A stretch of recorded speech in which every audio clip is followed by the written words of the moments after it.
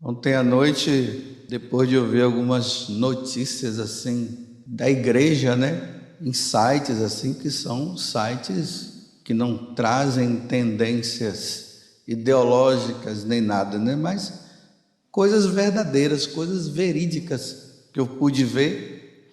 Depois eu disse assim: meu Deus, como acontecerão as coisas daqui a um tempo, já que aos poucos vão acontecendo. Esse ano eu farei 24 anos de padre, Então, eu não fui ordenado padre ontem, Já posso dizer que eu já estou assim num tempo bem de maturidade mesmo. E antigamente eu pensava assim, eu me preparava para a perseguição externa, ou seja, aquelas pessoas que não são católicas, que não querem saber de Deus, os governantes pagãos que iriam perseguir a igreja para que a igreja não fizesse isso e não fizesse aquilo, e aí nós teríamos que ser fiéis, e aí aconteceria a perseguição e morte para cá e morte para lá. Nesses 24 anos eu sempre tive essa visão. Só que hoje eu vou constatando que a coisa não é externa, é interna. A perseguição ela está se tornando interna, é o católico brigando com o católico. São as autoridades religiosas calando essa ou aquela pessoa, esse ou aquele padre, por estar falando a verdade. Antigamente se calava um sacerdote, as autoridades religiosas, por estar trazendo heresias. Então era chamada a atenção. Hoje nós vemos, e é o que eu constatei ontem, o que eu vi ontem, as autoridades eclesiásticas, elas calando esse ou aquele padre por estar falando a verdade. Aí eu dizia assim: meu Deus, aonde eu vou parar? O que irá acontecer comigo? Eu não estou aqui com vitimismo, mas eu estou dizendo, o que vai acontecer? Porque eu, como sacerdote, eu tenho que primar com a verdade. Eu tenho que falar sempre a verdade. Primeiro, a verdade que a igreja sempre ensinou, a verdade que nosso Senhor ensinou aos apóstolos e foi passando até hoje. Mas parece que a igreja, por parte dessa ou daquela autoridade, ela está cedendo às novidades e aos ensinamentos liberais. E nós estamos partindo para uma igreja liberal, onde tudo é permitido. E se tudo é permitido, então todo mundo vai se salvar. Então não adianta mais você falar isso e falar aquilo, falar essa ou aquela verdade, que não é bem assim, porque isso foram ensinamentos antigos, isso veio do passado. Mas agora não, agora é assim que deve ser. E aí, hoje, me deparo com esse evangelho, Porque para o céu todo mundo quer ir, mas ninguém quer passar pela cruz, ninguém quer beber do cálice, onde está contido o sangue. E Jesus aqui está dizendo: você está disposto a beber o cálice que eu vou beber? Então, Jesus, ele bebeu o cálice. Ele foi morto por causa da verdade.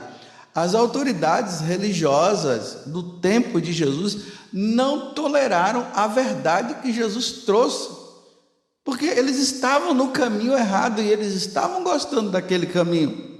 E as exortações de Jesus levavam eles a entenderem que eles precisavam mudar aquela concepção, eles precisavam realmente de conversão. Mas eles não aceitaram. E aí o que foi que fizeram? Prenderam Jesus. E mataram Jesus. Então nós estamos caminhando para uma situação de perseguição mesmo. Por exemplo, nós vamos vendo essa situação dos bispos da Alemanha que se colocam contra a exortação que o Papa fez nessa questão de abençoar homens com homem que querem casar e mulher com mulher que querem casar. A igreja, ela não condena, ela não está condenando a situação da pessoa de ter essa tendência de gostar de homem, o homem que gosta de homem, ou a mulher que gosta de mulher. A tendência não é condenada, é acolhida, e a igreja vai exortar como? Olha, reconhecemos a situação que você vive, mas viva a castidade. Porque se você coloca em prática essa ação que vai contra a natureza, porque é natural o homem com a mulher com o homem, é contra a natureza homem com homem. Ainda mais que se o homem e a mulher se unem para procriar, e ali a união dos dois gera-se uma vida, e isso é natural, um homem com um homem vai gerar o quê? É só prazer. E o sexo, ele não pode ser banalizado, o sexo é sagrado, não pode ser banalizado apenas no prazer. E me desculpe, faz desse jeito e faz daquele e tem prazer ali. É isso que a igreja condena. Agora, o irmão que está nessa situação, ou a irmã, é acolhido pela igreja, e a igreja vai ajudar. Olha, faz penitência, faz jejum, reza, pede a Deus a graça para ter força. Da mesma forma, como eu, sacerdote, eu tenho que pedir muito a Deus força para não pecar contra a castidade. Assim como o casado na igreja, os dois eles têm que lutarem para não cair, a mulher não sair com outro homem que não seja o esposo, e o homem sair com uma outra mulher. E os dois têm que lutar, isso é lutar pela castidade, por causa de uma fidelidade. Como o jovem solteiro que está namorando, eles têm que lutar para não resvalar na mão, no sexo, numa relação sexual. Tem que lutar os dois. Isso é castidade. Então está todo mundo lutando. O casal está lutando, o sacerdote está lutando, o solteiro está lutando. Agora, por que o rapaz que tem essa tendência, ele não pode lutar? Por que a moça que tem essa tendência não pode lutar? Aí nós vemos essa revolta, eu não sei se é pena, aí vamos abençoar. O Papa já disse que não, porque não é a questão de um pensamento do Papa, é um pensamento da igreja, é o pensamento de nosso Senhor Jesus Cristo. Um homem não pode deitar com outro homem. É isso, está lá no como eu sempre falo aqui para vocês, Levítico 18. Aí se opõe. Não, nós vamos fazer. Então, se hoje abençoa, daqui a um tempo vai fazer casamento. Olha, eu já estou dizendo que eu, Padre Augusto, não vou fazer casamento de homem com homem. Eu, o Padre José Augusto, pode processar, não tem problema não. É só consequência do Evangelho. É só isso. Porque é uma tendência que está aqui. Aí aqui no Brasil nós já começamos a perceber uma certa tendência de aceitação disso também. Aceitação por parte das autoridades eclesiais. Aí fica ali, um padre fala aqui e aí já vai. Eu vou ter que beber desse cálice, porque eu não posso me contradizer diante de tudo que eu aprendi, por causa de ideias novas, Eu estou dizendo, eu vou fazer 24 anos de padre, eu não vou jogar meu sacerdócio no vaso sanitário, não, me desculpa dizer assim. Eu não vou fazer, eu não posso fazer, porque Deus não quer que eu faça. Agora, quem quiser fazer, que faça. Cada um é livre. Agora, cada um é livre para responder diante de Deus. Ontem eu falava, da questão do estado religioso e do comum e o estado comum, O povão que vai caminhando ali na santidade, que pode ter isso e pode ter aquilo, mas a nível financeiro eu dizia que nós sacerdotes, os religiosos não podem ter e tal, por causa daquilo que foi assumido.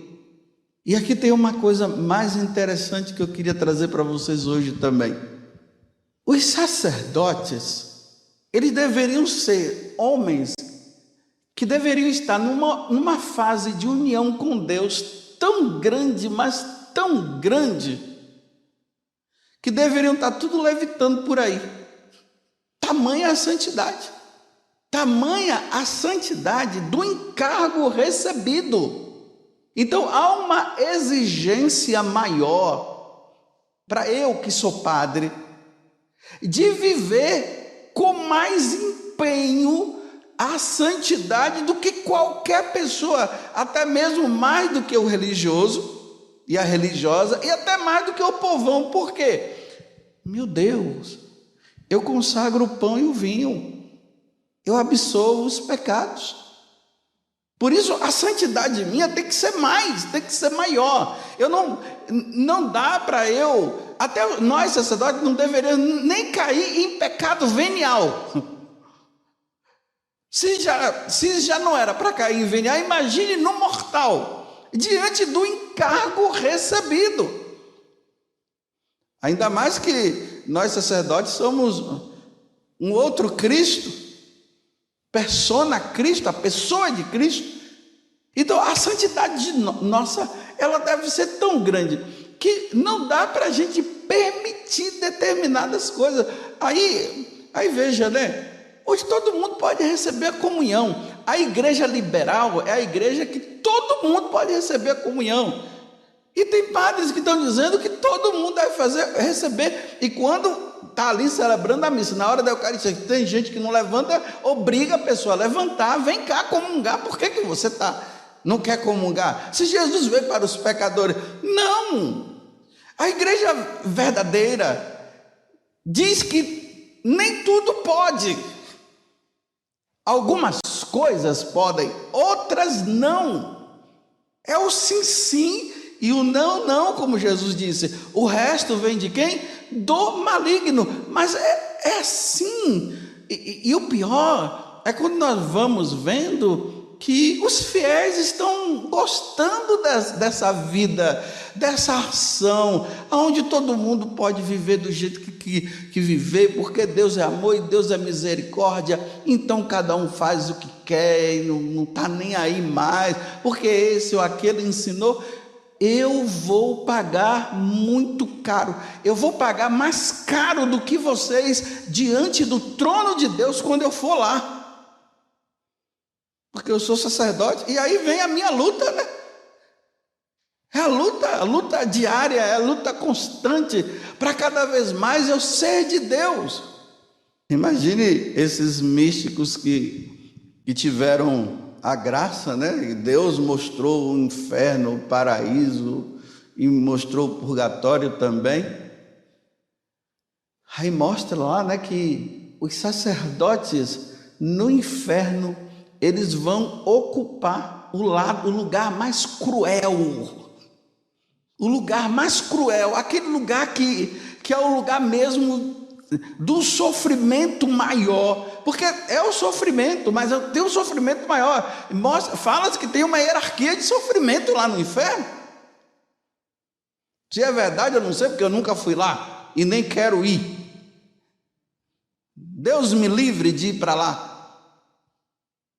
Mas se for isso verdade, meu Deus do céu, diante de tantos ensinamentos que estão sendo dados, que vão contra o que Jesus ensinou, a igreja ensinou, E que lugar nós iremos ocupar? Porque a santidade não é mais vista, não é mais necessária, e para tudo tem uma explicação. Tudo tem uma explicação. Se você fala, se você diz que a igreja ensinou isso aqui, não, mas tem essa explicação, é dada. Aí eu até peguei a Bíblia hoje aqui, né, para ler essa passagem de São Paulo a Timóteo, que está no capítulo 4, segunda carta de São Paulo a Timóteo, no capítulo 4, ele diz assim: eu te conjuro. Olha, Paulo está exortando a Timóteo: eu te conjuro em presença de Deus e de Jesus Cristo, que há de julgar os vivos e os mortos, que há de julgar nós sacerdotes. Seremos julgados severamente por não termos levado as pessoas para o céu, por sua aparição e por seu reino. Ele diz: prega a palavra, insiste oportuna e inoportunamente, repreende, ameaça, exorta com toda a paciência e empenho de instruir. Então hoje, exortar, repreender, insistir oportuna e oportunamente, na verdade, se tornou um problema. Eu tenho que chegar aqui e dizer assim: olha, está tudo liberado, meus irmãos, façam o que vocês quiserem, porque Deus é amor. Aí todo mundo tranquilo. Aí eu chego aqui e digo: gente, olha, realmente, você mulher, você pode abortar. Fica tudo calado, ninguém fala nada. Olha, todo mundo pode comungar, viu? Você que não é casado na igreja, que está vivendo com uma mulher ela vem de um outro casamento, não, você pode comungar sim. Afinal de contas, aqueles que estão casados na igreja mesmo, estão piores, não estão, vocês estão vivendo tão bem, vocês podem comungar. E todo mundo cala. Aí se nós sacerdotes dizemos: vocês não podem comungar, aí começa. Aí vem a briga, é radical, cala, não é isso, não é aquilo, porque falou a verdade. E aí Jesus continua, Paulo continua: porque virá tempo em que os homens já não suportarão a sã doutrina da salvação. É nesse tempo que nós estamos, viu? Não se suporta mais a sã doutrina. Não se ensina a sã doutrina, a doutrina verdadeira, e não se suporta quando alguém fala sobre a sã doutrina. Esses dias um sacerdote estava pregando lá, na homilia, e começou a exortar, a falar isso, falar aquilo que estava errado.